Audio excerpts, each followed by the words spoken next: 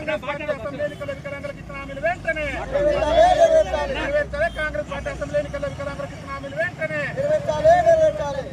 భారత వికలాంగుల హక్కుల పరిరక్షణ సమితి ఆధ్వర్యంలో రాష్ట్ర ముఖ్యమంత్రి రేవంత్ రెడ్డి గారి సొంత నియోజకవర్గం కొడంగల్లో ఉన్నటువంటి అంబేద్కర్ చౌరస్తా వద్ద మాకు కాంగ్రెస్ పార్టీ అసెంబ్లీ ఎన్నికల్లో వికలాంగుల సమాజానికి ఇచ్చినటువంటి హామీలు నెరవేర్చాలని చెప్పేసి ఇవాళ భారత వికలాంగుల హక్కుల పరిరక్షణ సమితి ఆధ్వర్యంలో ఇవాళ ఈ రాష్ట్రంలో చాలని పింఛన్లతో బతుకు జీవుడా అంటూ కాలం వెళ్లదీస్తున్న మేము అరటి తొక్కలు తింటూ మా యొక్క నిరసనని అంబేద్కర్ చౌరస్తా వద్ద తెలియజేసి రాష్ట్ర ముఖ్యమంత్రి గారికి మా యొక్క నిరసనను తెలియజేస్తున్నాం.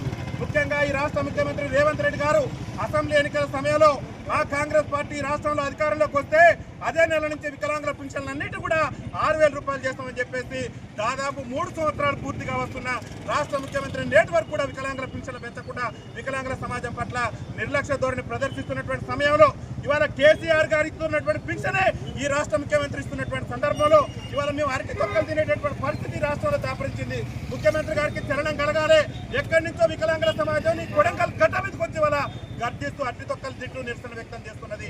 మీరే చెప్పారు కాంగ్రెస్ పార్టీ అధికారంలోకి వస్తే వికలాంగుల పింఛన్లు 6,000 రూపాయలు చేస్తావు, ఆర్టీసీలో వికలాంగులకు ఉచిత ప్రయాణ సౌకర్యం కల్పిస్తారని చెప్తారు.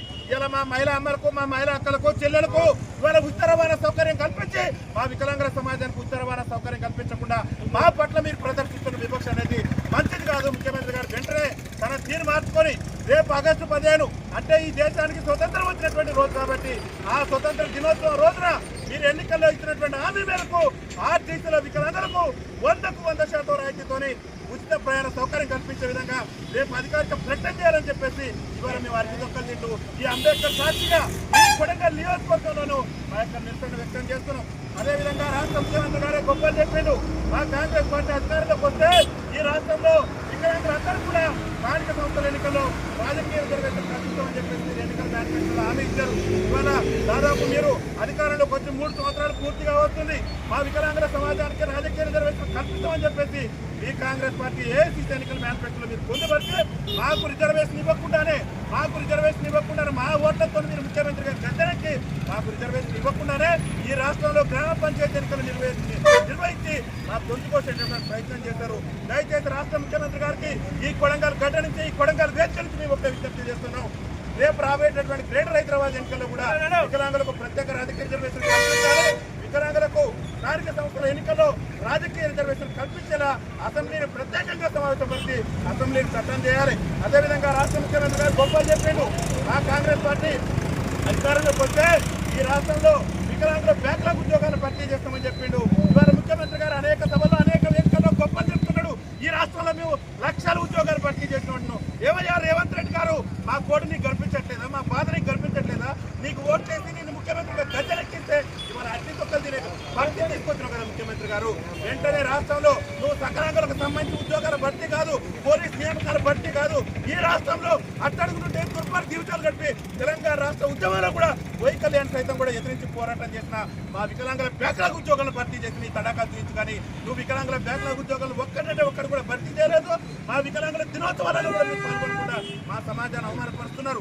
మీరు ఎన్నికల మేనిఫెస్టోలో చెప్పిన విధంగా ఇవాళ మా వికలాంగుల సంక్షేమ శాఖ ముఖ్యమంత్రి గారు 10 నిమిషాలు కూర్చుంటే వికలాంగుల సంక్షేమ శాఖ ప్రత్యేక శాఖ అయింది.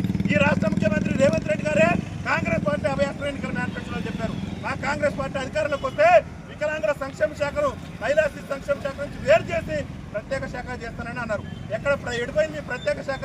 10 నిమిషాలలో ప్రత్యేక శాఖ ఏర్పాటు చేయొచ్చు మీరు తలుచుకుంటే.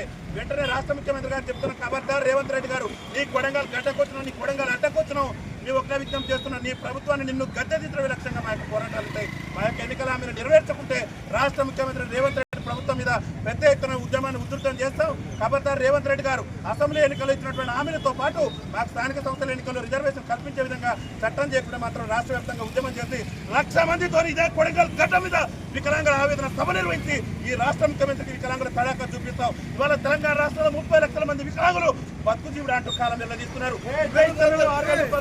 నువ్వే ఇస్తాను ఎన్నికల్లో రాజకీయ రిజర్వేషన్ అని చెప్పేసి నేటి వరకు కూడా మా హామీలు నెరవేర్చలేదు. మా హామీలు నెరవేర్చేంత వరకు కూడా మా యొక్క పోరాటం ఆగబోదని చెప్పేసి తెలియజేస్తూ వికలాంగుల ఐక్యత